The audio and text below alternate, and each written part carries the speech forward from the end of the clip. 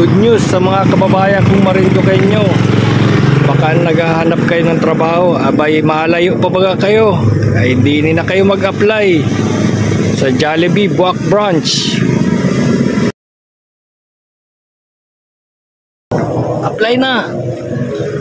Nais ko ring magpasalamat sa Jollibee kasi way back 1995 to 1996 si Panaderong Lagalag ay nagtrabaho bilang isang service crew sa Jollibee Bustillos sa Mayligarda, Maynila.